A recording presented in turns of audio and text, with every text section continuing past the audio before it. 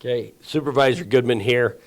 Appreciate the opportunity to be here with many of our constituents, those of you that are listening in. Just to also make note that this is going to be recorded as well. Seated to my left is Jordy Fuentes. He is the director at the Residential Utility Consumer Office, in other words, RUCO. And I've asked him to be a guest tonight. A lot of that has to do with a lot of the things that are going on with Johnson Utilities and EPCOR and the purchase and some of the feedback that we're getting from the citizens and wanting more information. With Jordy's position at RUCO, and I'm going to let him talk a little bit about what RUCO is and his role and responsibility, but I felt because of your role at RUCO, you'd probably be the best candidate to come and start this discussion, get it kicked off in regards to the acquisition between EPCOR and Johnson Utilities. So with that, if you could take a couple of minutes and just talk a little bit about who you are, what you do there at RUCO, and how that interaction with the consumer and so on and so forth. Sure, thank you. Glad to be here. Glad to be able to spend a few minutes with you residents of Pinal County and to discuss some of the details related to this proposed transaction. As Supervisor Goodman said, my name is Jordy Fuentes. I am the director of the state's Residential Utility Consumer Office. That is an office created by statute. My position is appointed by the governor, and our job is to advocate for residential ratepayers in actions taking place at the Arizona Corporation Commission. This is obviously one of those things. Traditionally, a lot of what we do is rate cases, and we're very active and a major part in rate cases, but occasionally we do get involved with things like this. And we've been involved in the Johnson Utilities issues dating back a few years now, and this is kind of that extension, and I'm glad to be here to be able to provide really just some details related to this transaction, what it's going to look like, and really kind of seek feedback in some ways from the residents here. Okay. You know, and I think more than anything, I think that's probably what both of us are seeking after is some engagement from the community, getting feedback not only to ourselves but also to the Corporation Commission in regards to some of the aspects or some of the particulars that is requested of Johnson Utilities and EPCOR in regards to the purchase agreement. So what we're asking you as the public is to engage more than ever in whether you're for it or against it, or whether some of the things that you see and or don't see and you need more clarification on. There's a way to do that, and we'll be showing you more of the links that you can go directly to the Corporation Commission and weigh in on some of the topics and discussions. In addition to that, there's going to be some public hearings that the Corporation Commission is going to be holding. It's all going to be via telephonically. That's November 2nd and also November 18th, and we'll supply you with more information as that comes on.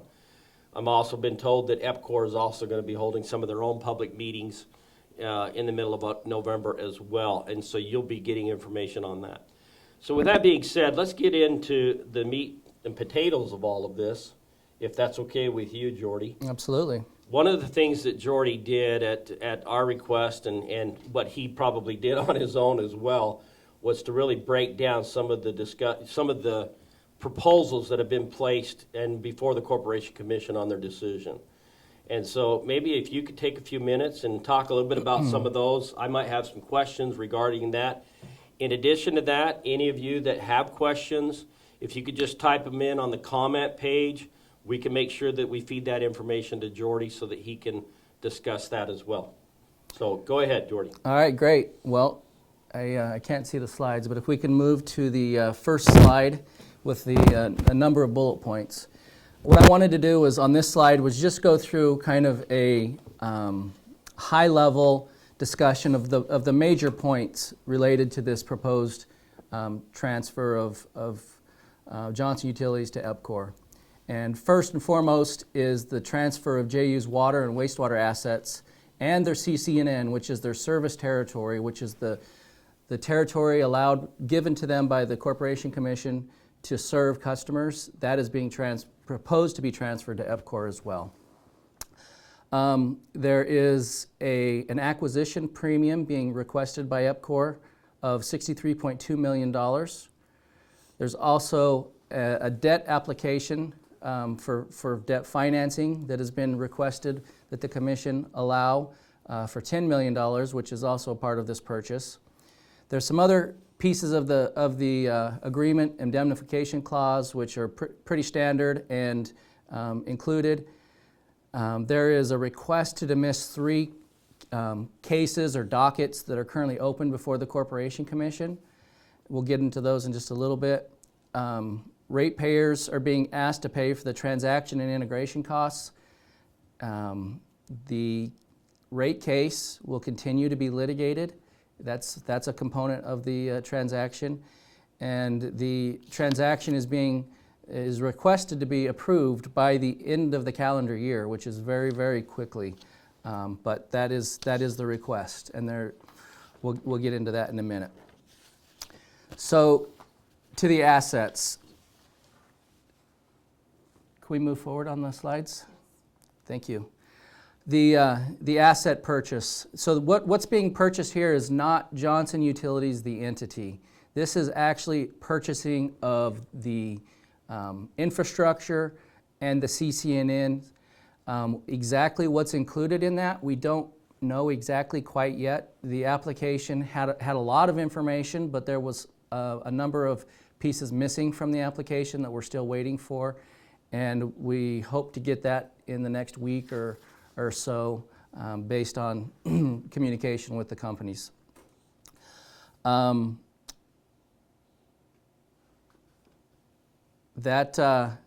think the important thing to recognize here is that Johnson Utilities, the entity, is not being transferred. That is still going to be held by the current ownership, and EPCOR is purchasing only the assets and the CCNN. So, okay.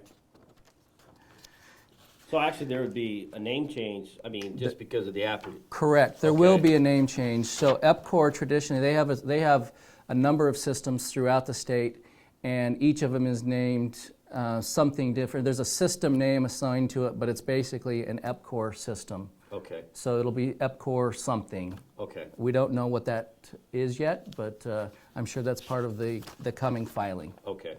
Okay. All right. The acquisition premium of $63.2 million. This is something that I think a lot of us, especially me, I'm kind of unclear how that is. So I'm glad that you picked this one because that was one of the questions I wanted to ask you. Okay. So let me take a quick step back, and acquisition premium is what we've got up here now. The purchase price is actually not included in this because in some ways we don't know the exact purchase price. That part of that was redacted, and we don't have access to it yet. But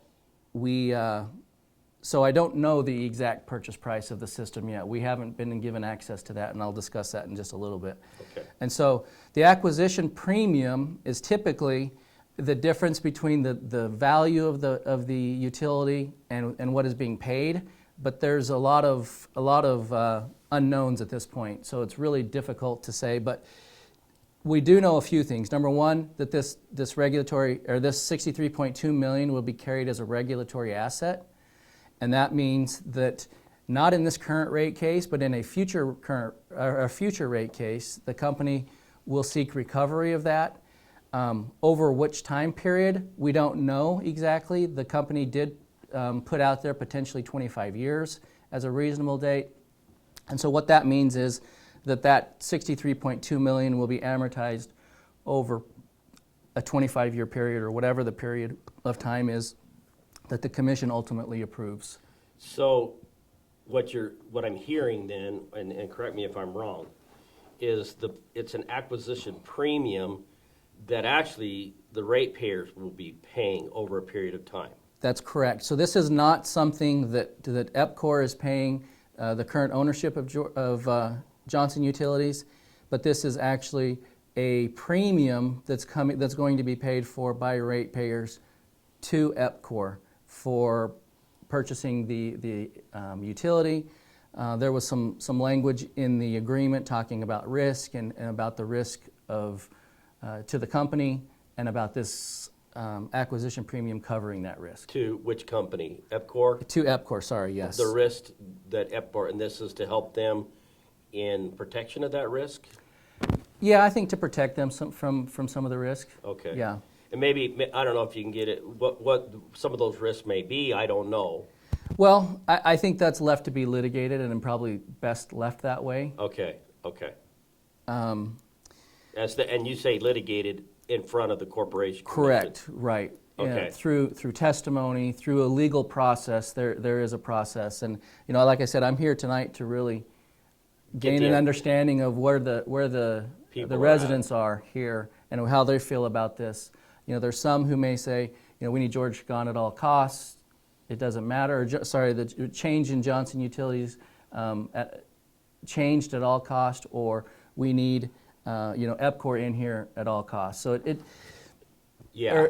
doesn't. I don't know exactly where we are in the spectrum. Where we as citizens are correct. at in all of this. Correct. Okay. And I think that's one of the reasons why I wanted to do this, was so that we get a feel from the citizens as a whole. What is it that we're willing as citizens here to do in order to make some of these transitions? Right. And the important thing is this is happening fairly quickly, and so a quick turnaround of this information is certainly helpful. Right. Okay. Acquisition premiums is an extraordinary action that would be taken by the Arizona Corporation Commission. They're not handed out very regularly, and they're for specific purposes when they are. Obviously, there's some unique circumstances here, and so I think dealing with all of those circumstances is really going to be a critical piece of understanding where that number should end up at. Okay. EPCOR has said that this premium, obtaining the acquisition premium, is a must-have. They must have it authorized from the commission to proceed with the transaction. So basically, if they don't get this, they're pulling out. That's what the filing says. Okay. The question of how you calculate the acquisition premium, I think, like I said, I think that's yet to be determined. There's still a lot of unknowns that we don't know at this point, and so we need to gain more information, values, what's being paid, all of those types of things to be able to understand what's the appropriate level of acquisition premium. Okay. The next component is the debt financing, and the debt financing is this proposal that EPCOR will be asking the commission to authorize them to basically incur $10 million in debt. There is a simple interest rate of 3% on that. This money, from what I can understand, will be paid to to Johnson Utilities, and it is potentially going to be used if there's going to be any sort of indemnification issues associated with the purchase. If there's things that pop up that they weren't aware of, this may be a amount of money that can be used to help settle some of the conflicts. Okay. So far, just so we do the math right here, there's a 63 point whatever in the acquisition. Now you're talking another 10 million. And then with the 3% interest on it. Okay. 3% interest on the 10 million, which is and I think this is a short period of time. Yeah. So it's not a long period of time, but definitely like the acquisition premium was like 25 years, I believe, right? Right. Okay. All right. The indemnification clause here is a pretty typical indemnification clause.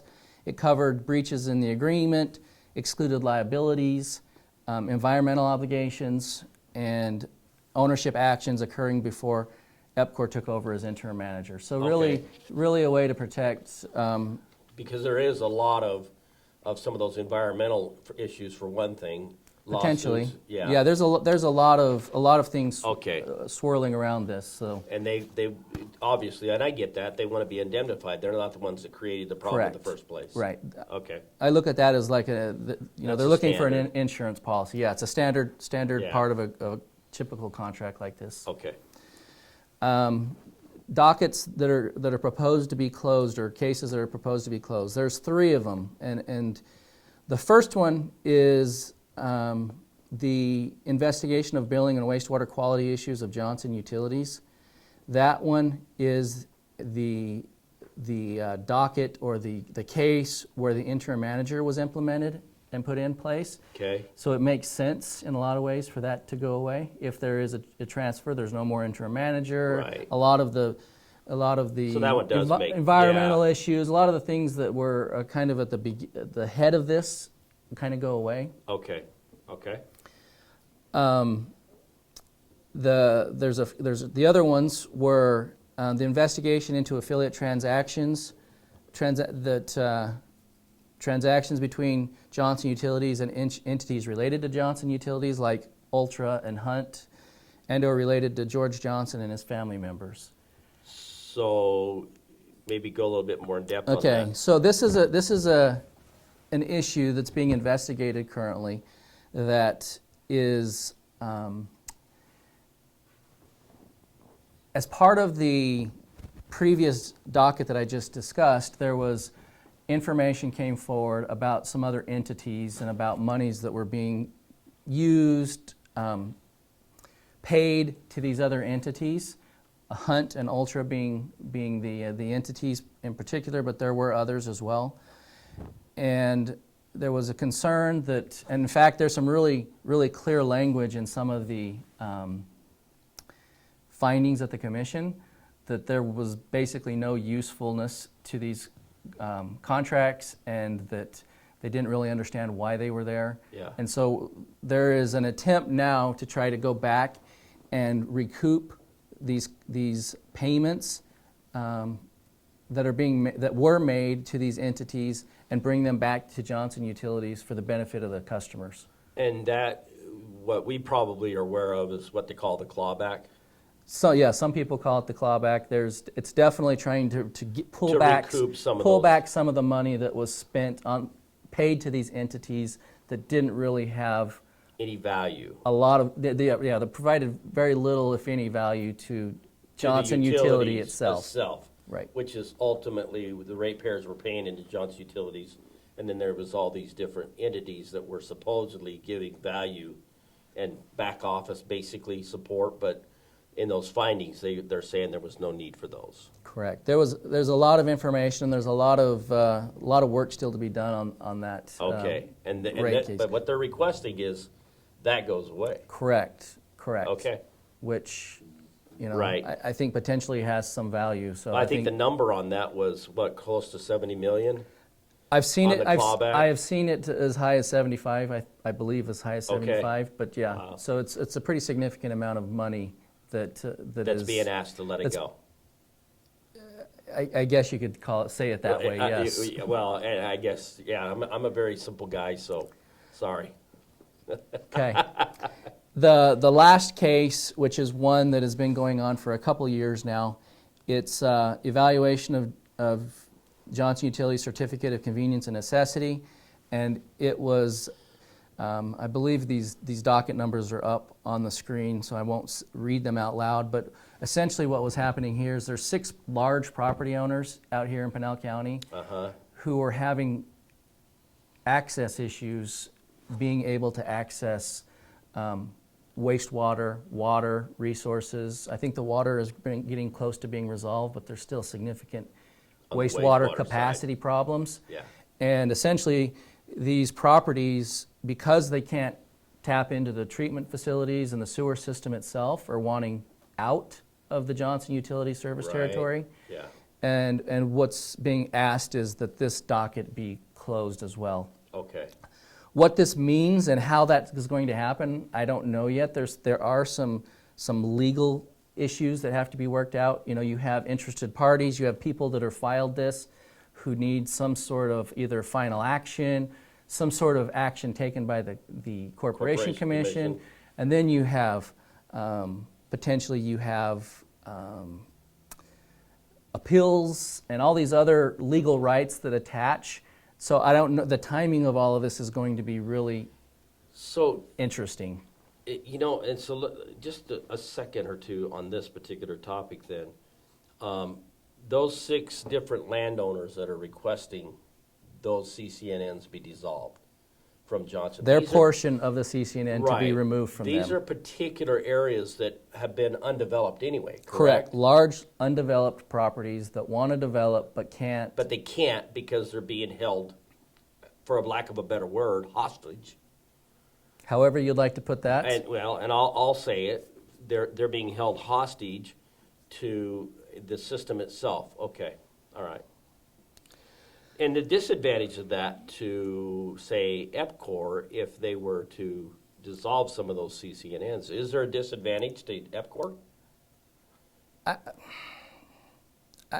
I would say that as a service territory, the larger service territory, the more customers is of more value. And I think the value comes from having these parcels having the removed. potential customer Yes. down the road. I think that's probably So the- it would take away some of the value that is in Johnson Utilities if this was to happen. correct. Okay. I would imagine that's an accurate Okay, statement. all right.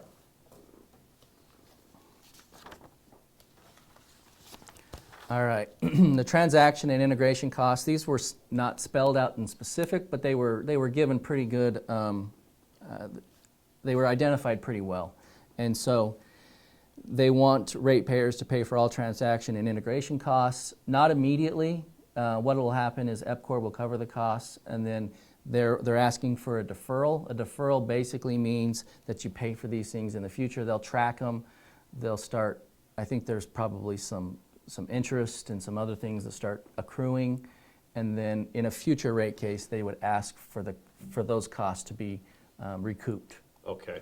And some of those costs include customer outreach efforts, uploading of Johnson Utilities customers into EPCOR's customer service and billing systems, environmental surveys, ALTA surveys for title commitments, just the costs of going through the transaction, it looks like. That's pretty reasonable, isn't it? I would Yeah. think, because it's the cost of doing business, right? Certainly, and I think there's a question whether it's a deferral or whether it's some sort of other mechanism where they get recovered the costs of. Right. I think that's really where the issue lies, is what's the proper way to account for it, not necessarily should you get Okay. to And the reason why I recover these say that costs. is because when we buy a home and it's an area that has been subdivided, a lot of the things that they have to do, environmental surveys and studies, they have to put in the ALTA surveys for the title communications, those type of things has to be done, and then they factor that into the cost of that lot. They break it down, so that's why I'm looking at this and I'm thinking, Yeah, these are just the, normal. These are the okay. costs of creating a customer, Right. being a customer, Okay. and so I And like don't have an issue so much with the costs themselves. It's more just how are we going to collect these? Yeah, I get that, okay. Well, and how can you collect it if you don't know what that cost is? I guess that's the other part. Well, and that's where you track the costs, Yeah. and then you're able to deal with them in a future rate case, essentially. Okay. Okay, I see. What you're saying is that's something that could come back in a future rate case. It will come back, It right? will. If this gets approved, they're going to either get a deferral or some sort of tracking of costs Okay, that will then come back in a future rate case, which is where they would be able to collect those costs. okay. All right, perfect. All right, so the rate case,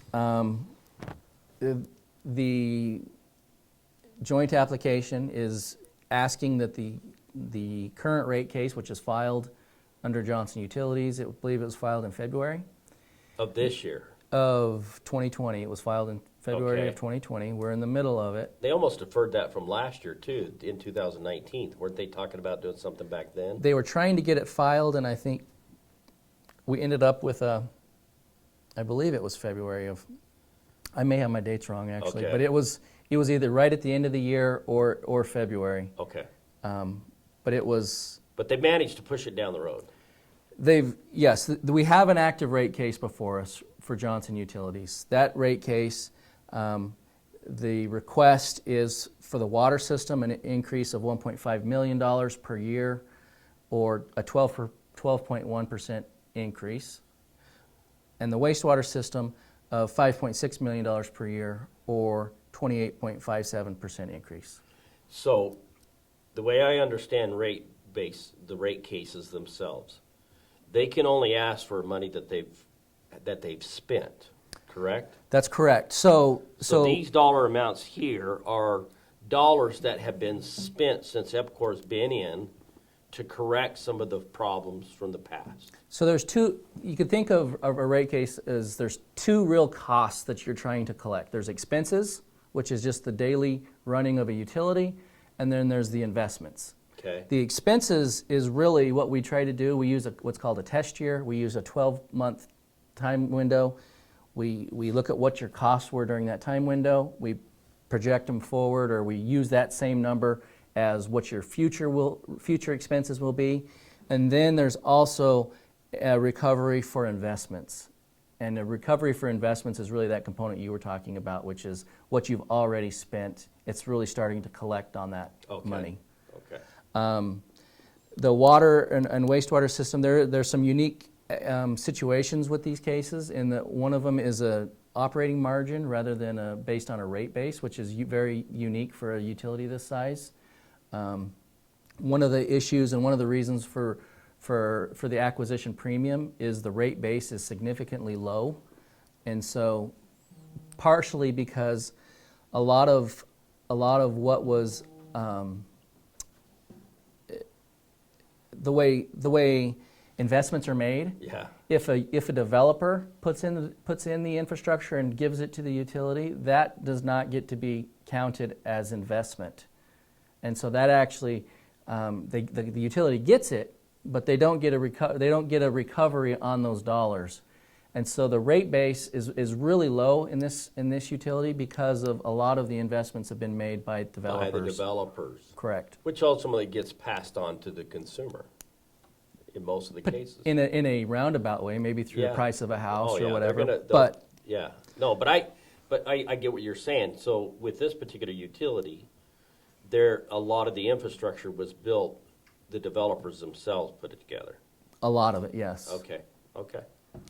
And so these increases, like I said, there's some very unique situations, but the one new piece of information about the rate case, which Friday in a procedural conference that we had with both of the companies there and some other interested parties, it was decided that we were going to suspend the rate case until after the process of going through the acquisition is completed, because there's a number of moving pieces that goes into a rate case, and doing them at the same time is going to be very difficult. And in fact, there's a lot of pieces of a rate case, things like capital structure, things like cost of debt, that are very company specific, that if this truly is changing hands, we need to almost do a reset and do these, get these new costs from the new company, essentially. Okay.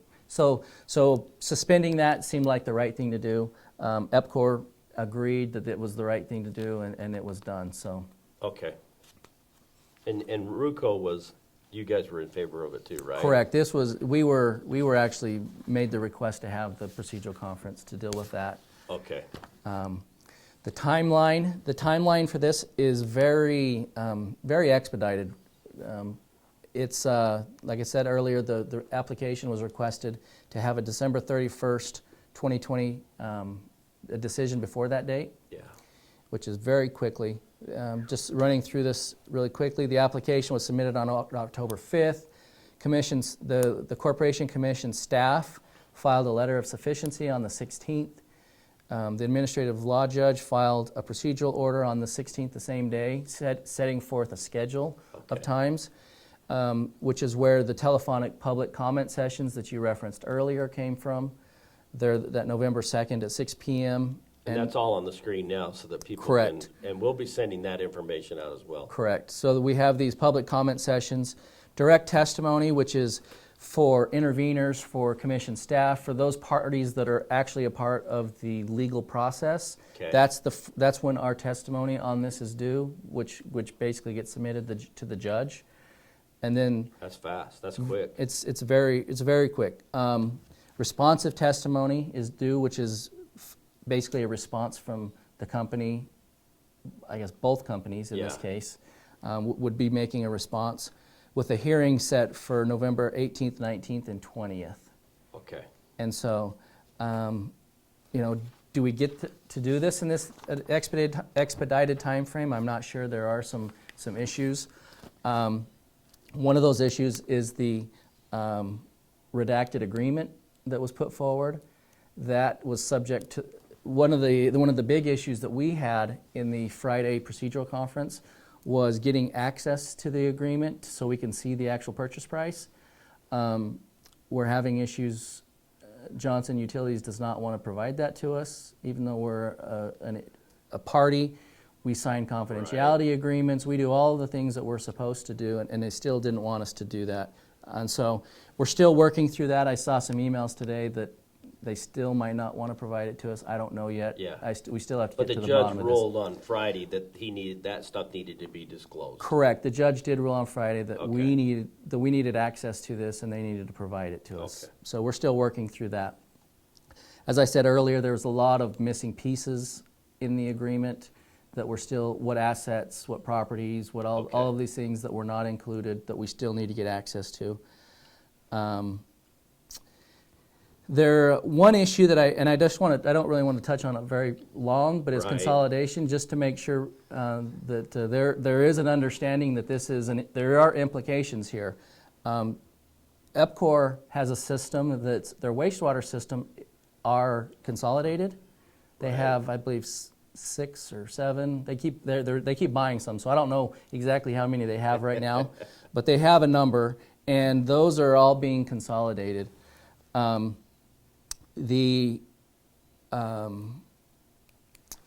They're asking for some form of consolidation in their wastewater case that they have filed right now, which won't affect this case, but there will likely be a future case where consolidation starts to happen, which is lumping in these systems together throughout the state. So basically, that would be whatever rates here that are paying, if they do consolidate it with their other companies, whatever rate is being charged here is the same rate they'll be charged, for instance, the Anthem that's up on the north side. Yeah, Anthem. Surprise, I think they have, do they have business in Yeah, Surprise? Agua Fria. Agua Fria, okay. They have some stuff out on the Colorado River. So the rates could end up, not right now, but they could end up being equalized across the state. That's correct, and I brought it out there because I don't know Yeah. what's going to happen, but it's a potential. There's a potential for it to happen. Right. And so, just as Just a be way aware- of be being aware of disclosure that. that is a possibility. Okay. Well, you hit on a lot of items, and there's one that you didn't bring out or talk to that I probably would want to bring out, and that's the ADEQ lawsuit that I think was a part of this, that there was going to have to be some kind of negotiation in regards to ADEQ. And are you aware that they're working on anything right now currently? So I do know, and I should have included this, and I'm sorry. In the agreement between Johnson and EPCOR, there was language that said basically that lawsuit needed to be settled or dealt with. Basically, I don't know if settled or however it needed to be completed, and my understanding is that they're working on that. So I think that's about all I can. That's not between me. I'm not involved in that. That's EPCOR, Johnson, and ADEQ. Okay, all right. Well, we have some questions, and there's a few here that I'd like to go through. And you ready? Strap We'll see. We'll Strap see. your seats on, man. Okay. Whatever you don't know, we'll find out. We'll do some checking into. The first two questions are from Brenda Danico. Number one is, what is RUCO's position on the ACC dismissing the clawback docket and ADQ is dismissing their lawsuit? Obviously, you can't speak to the ADQ, right? Right. Other than you know that they're working on something there, correct? Yeah, I think the important part is, what do they say? The devil's in the details, Yeah. and you got to understand what's being, like in the ADEQ lawsuit. If there's some sort of substantive settlement, we have to evaluate that substantive settlement based on the terms of it. And, Right. and right now, I don't know, so I don't know that I could speak to that. You know, obviously, settlement of those lawsuits in the long run is probably a good thing. I think the question is, you know, at what cost? And I think that's probably the theme for all of this is at what cost. Right. Well, I think, and so with that, the part of that first question was your position on the clawback. The clawback. And I think that maybe just to interject a Okay. little bit here is I think that's really where you're at, what you're looking for from the consumer themselves, from the residents here, at what does the people want? What at all costs, do we get through this? Do we look at some of these areas that like the clawback? What is our position? You know, that's where we want feedback from you guys as well. Was that a fair assessment? Yeah, I would say this. Certainly, I'll give you kind of two answers here. Number one, let's assume there's not a acquisition going on. What would we do on that lawsuit with Ultra and Hunt? We would be looking to recover money for the ratepayers, putting money back into the utility to be used to upgrade the systems, to make sure it's functioning, to do what should have been done all along. Okay. So that's number one. Now number two, with the interjecting the purchase, it really comes down to at what cost, and I think you hinted on it earlier. Is would love some feedback on this. You know, is there an amount? Is there something that people out here are wanting? I'm here. I'm listening. Okay. I'd love feedback on what your thoughts are on that. Okay. So, and I think you're gonna get hammered with that, which is good. This Yeah. is some of the stuff we want. And then the second question she has: how do we know? She wants to know a bit more in detail about the $63 million, the acquisition premium. She's under the impression that'll be split between Johnson and EPCOR. Is that a split between, or does that strictly No. go to EPCOR? Right? That money will only go to. There's a very little that I know exactly at this point. I do know that money goes to EPCOR alone. That does not go to Johnson Utilities. The amount, we are still trying to work through the details of the valuations. Like I said, we don't Okay. have access to know how much is even being paid for the system yet, because we've been working on this for well over 2 weeks trying to get access to these documents, and we're still haven't been successful. Okay. All right. Steve Pratt is another resident. He's asking a few questions here. The notice to the public indicated that rates would not be increased as a result of anything in the transaction. Is that true? So what that means is nothing in this purchase is going to affect the current rate case going forward today. What I've told you is I've given at least 2 different requests that are going to be dealt with in a future rate case, and that's the acquisition premium, and that's the costs. There's that deferral related to the costs. Okay. And so For future rate there's cases. also that $10 million is likely going to be a future rate case issue to be dealt with as well. Okay. So that the $63 million will be in a future, because it even states that. Correct. The $10 million even states that will be in a future rate case, but not at this time. Not in this rate case that's going currently- forward today. Okay. And that's the one that they've already requested for 15% on the water and 28% on the sewer. That's correct. Okay. So, but that will come back in a future date. There will be costs, yes, associated with it. All right. So the next question is, why does EPCOR, Johnson Utilities, and the ACC want to rush this?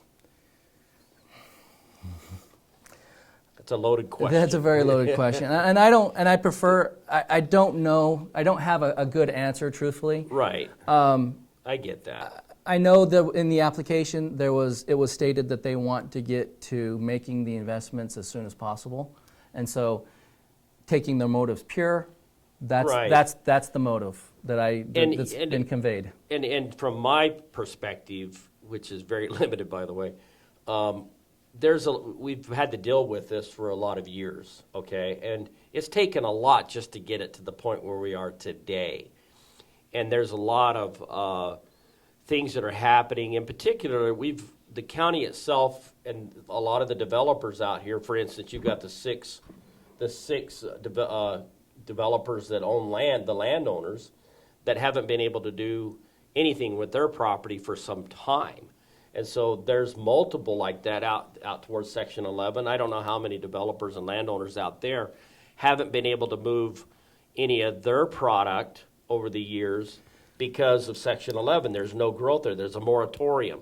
So part of the issue is that they're getting pressure from a lot of the developers and landowners to move things forward, but they've been getting that for years to speak of that I'm aware of. It has been years. I would say this: we are coming to a head on the capacity problem, and that's a discussion for another day. Yeah.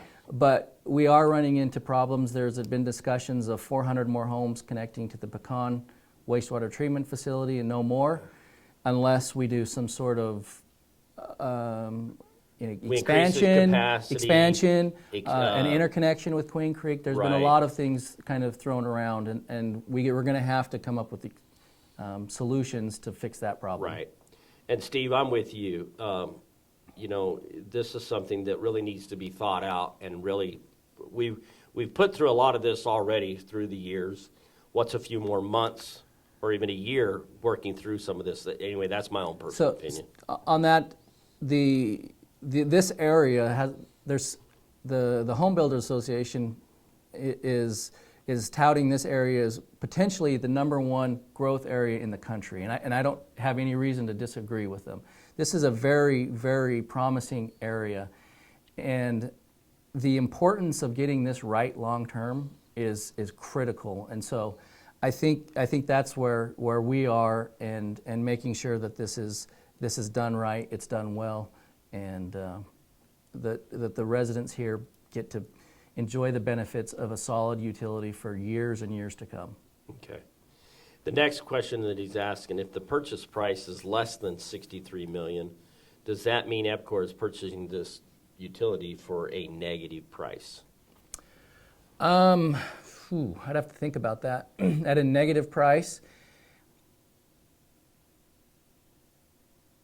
that's an interesting one. If it's less than the premium, it's going to be less than. But we don't know what that purchase price is. I don't know, and so I would be speculating, and I'd have to go through the ins and outs. There's a lot. There's a lot to this proposal. Yeah. And so that is a good I don't know that question, I could. Steve. I don't know that I could completely answer that right now. Okay. All right. Good. And then the last question Steve is asking is, what facilities will we, as customers, be liable for? I'm not sure I understand the question fully. I don't even know, truthfully, today as I sat here, I don't even know what are the. What's that purchase agreement taken in? Yeah. Right. I don't have a list of all of the facilities or the assets that are being purchased. That's a part of that still to come, and so I don't know that I could answer that. What the liabilities are, I know Section 11 has had some significant environmental concerns in the past. I think we have to figure out where we are today.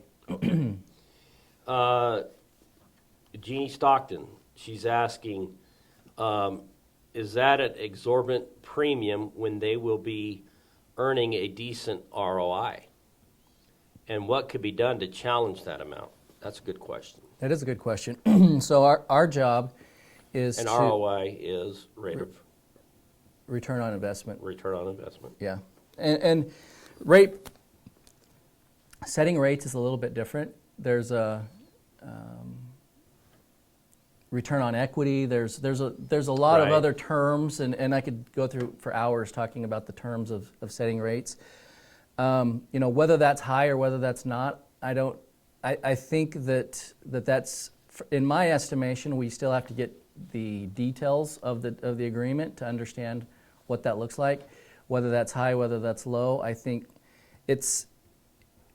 I am unaware of another acquisition premium that even rivals this one in amount. So I don't know, but we are in a very unique situation here. So the question is, we have to get into the books. We have to understand what the costs are, what's the assets, Okay. what's at the end of the day, being able to say, is that high or is that low today? I don't know that I could say that sitting here today. Okay. The next one, if JU, and this is still again from Jeannie, if Johnson Utilities would be held to repaying the 70 to 75 million that you and I were discussing about the clawback, that was paid to their subsidiaries, couldn't those funds offset the 63 million purchase premium? I think those funds can be used for a lot of things, whether that's Even to investments, whether that's Yeah. investments or whether that's paying a premium. I think those are probably all on the table. Okay, and then her last question is, why should we have to pay again, which is, that's That's a a good question. great question. I think the issue, though, is,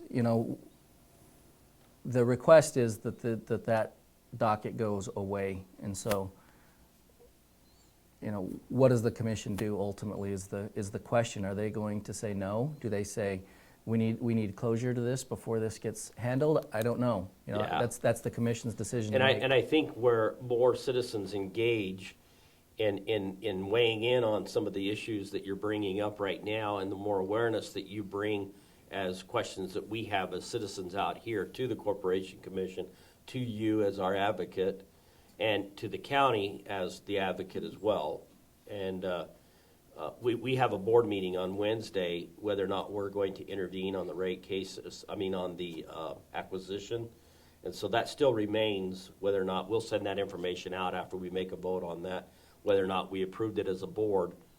But that's something that myself would like to see us weigh in on. Really quickly to Gene's point, I just had a thought that, I'm purposely being a little bit vague. Right. I am here to get feedback from the residents rather than to tell them my opinions. And so I am not, I do have opinions myself. Right. But I want feedback. I want to understand what the people are feeling here to help form an ultimate decision. Okay, so you heard it here, and I will tell you, he does have opinions, so. Okay, this is from Michael Harmon. He's asking, it sounds like Johnson and his family members will not be held accountable for their actions. Is this the case? Well, I think there's a lot. I think the question is, there's a proposal, and what parts of that proposal get approved, right? I think that's the question, and as it's proposed today, I think that's probably a valid, a fair assessment of the situation. Right. It's kind of there's been a lot of harm and a lot of damage in the area done here over the years, and it does probably feel like that he's getting let go if the terms as placed on the document. If all that goes Right. through, and that's where the citizens as a whole could weigh in and help out the matter completely. Okay. And then how does Tiffany Simmons, she's asking this, will deposits for new customers still be returned after a year? That's a good question. That's parts. And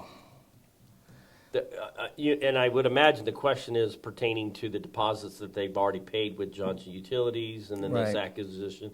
I think with that transferring of their customer base, that should tell them, right? Well, the difference there is that money was paid to Johnson Utilities. Oh, Johnson Utilities, the entity, is not being transferred to EPCOR. okay. And so I don't know that I have a good answer for that. Yeah, to be really honest, I think the EPCOR meetings that they're going to be having here That would be a good question that would for be a great them. question for them. Exactly. Okay. So remember that, Tiffany, if you would, okay? And that's one question that I think we're taking note of these things too, and we'll be talking to EPCOR about that as well. That's a good question.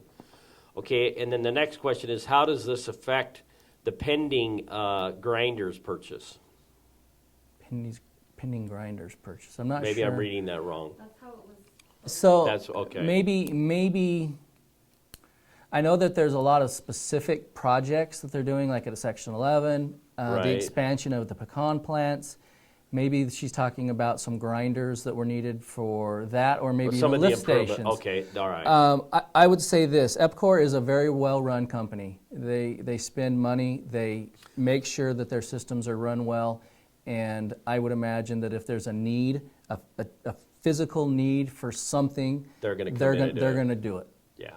I can say that without reservation that EPCOR will do that. And I would agree with you. We've seen a tremendous amount of work that they've done in the last year and a half since they've been in here. We're a little over a year and a half. So, yeah, I would attest to that. Okay, the next question: is there a tax charge or something changing the January 1st, 2021, causing this rush? Oh, I think what she's asking is there some kind of a tax advantage to everybody in regards to this. That's a good, I don't know that answer to either. Yeah, and I can't speak to that either No. because I don't know their book situation, but it's a very real possibility. Okay. And then,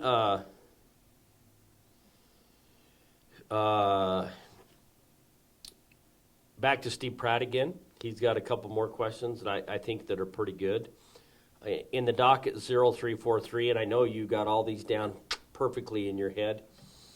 Yeah. Do we get he wants to know if they get their money back. And I would believe that might be the clawback. I think that's the clawback one. Let me verify. Yep, that is the clawback. Okay. That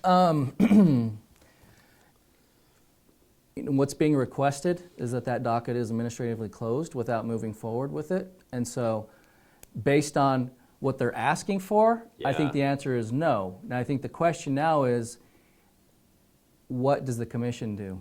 And I think this is a great opportunity for the residents to be heard on what their opinions are of these things. Okay. And let's kind of clarify this.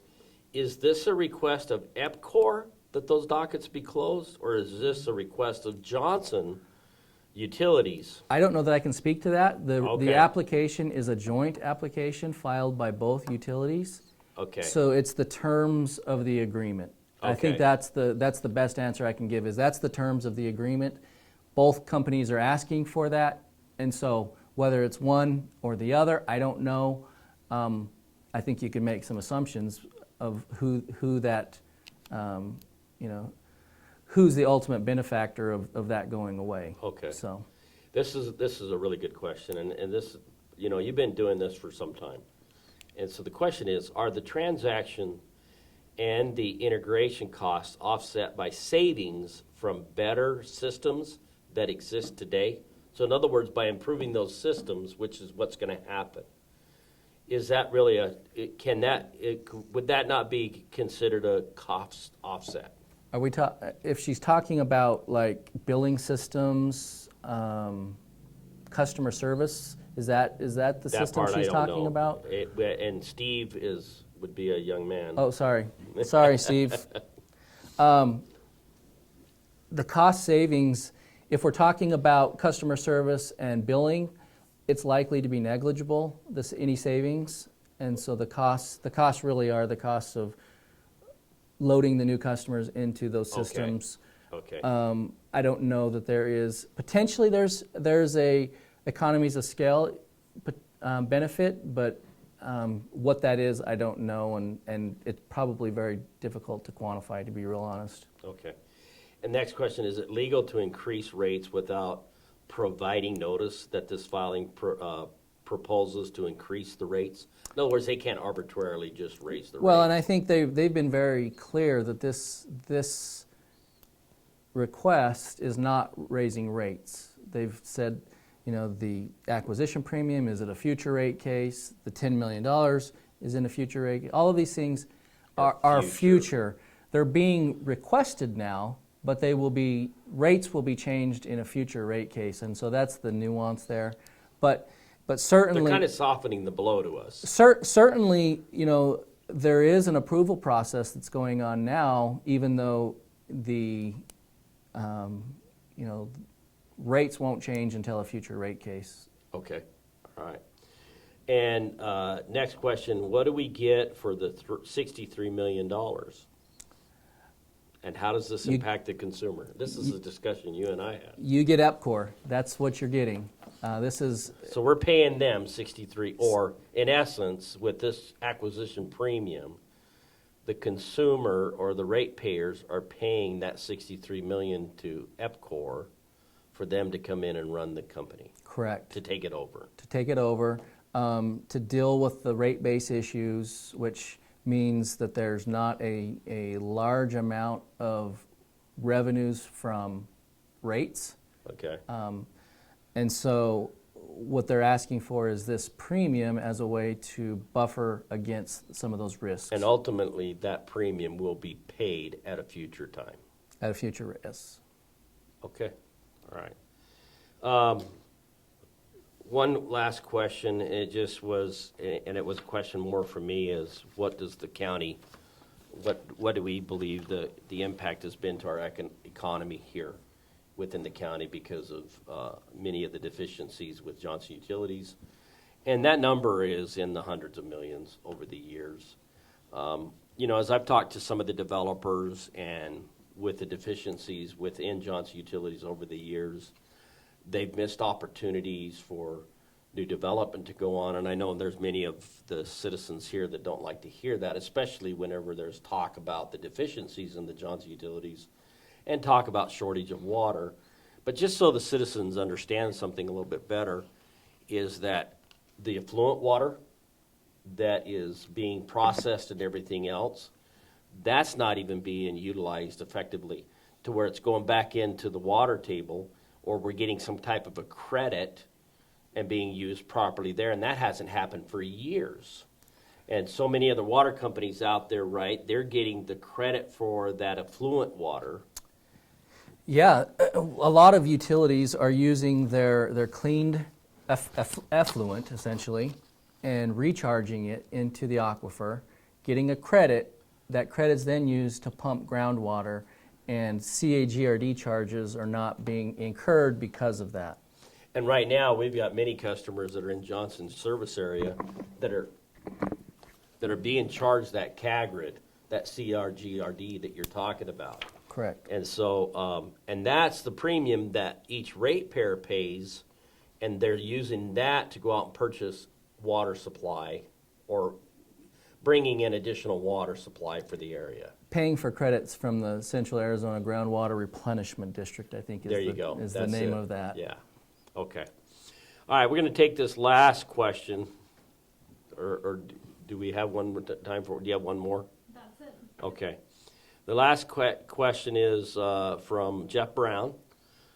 He said, my constituents have been telling me for 3 years they don't want to pay twice. And then he goes on, my constituents in the Johnson Utilities territory don't like to benefit any entity for bad business practices. And some of the things that you're talking about here is right along those lines. Yeah, I think that's a very real concern, a very real issue. I think that's partly driving the reason why Johnson has been reluctant to provide the purchase price, because he doesn't want it to be used against him. And you know, I think that discussion needs to happen, and I think ratepayers need to let the commission know what they think of it. Yeah. And so as they go forward, now you mentioned you signed a non-disclosure. I have not signed it yet. I've been trying to sign one, but we have not got one. If they're not giving you information, then Right. there's no need to sign a non-disclosure. Well, that's the first part. We have to sign the non-disclosure first before we can get access to the redacted version. Okay. And that's been the issue, is we can't get that. Okay. But even with that non-disclosure, that's something that you can't disclose to the public. Correct. Okay. All right. Okay. Jordy, thank you for coming here. I hope we probably, what's the term, clear as mud? Clear as mud, yes. Is there anything else that we need to do? Did Again, let's bring up those timelines again, can we? So November 2nd at 6 o'clock till 8:30, or until the last caller calls in, will be the telephonic public hearing, and that's November 2nd from 6 to 8:30, or until the last caller is heard. And then November 18th from 10 a.m. till 12:30. So there's 2.5 hours there that allow you to call in, and that will be just prior to the hearing itself. That'll be all part of the open meeting, the hearing at that point, but they'll hear the public comments first, and then they'll go from there. So it gives you two opportunities, one in the evening time to weigh in and make your arguments or present your point of view, what your point of view is and what you would like to see them do, and then the one on the 18th. So is there anything you want to add, Jordy, or anything else that you see that might be pertinent? No, I would love feedback through your office would even be great. So you were aware of it. I'm willing to come back. I just wanted to make sure that we were providing facts here today, allowing people to understand what's being requested, and really allow them to kind of form their own opinions and let us know what those are. Okay. Well, we appreciate that. We've also been in our office working with EPCOR to provide another setting similar to this right here, where they'll be a guest of ours and come in and talk to some of the particulars as to this acquisition, and to where many of you will be able to weigh in on that. Plus, they're holding their own meetings starting in November, the middle of November, and you should be getting notification of that. We're going to try to do this this kind of form with EPCOR. I believe in the next week or two is what we're going to try to do. And so we've been trying to get with them now for a couple of weeks to have them part of the forum, to have them more in the discussion. So if there's, so thank you for being here. Thank you to my staff for being here, our communication expert, making this possible tonight. And thank you especially to you as citizens for listening in and weighing in on many of your questions. And we look forward to the future and the things that we need to do here. Thank you. Good night. Good night.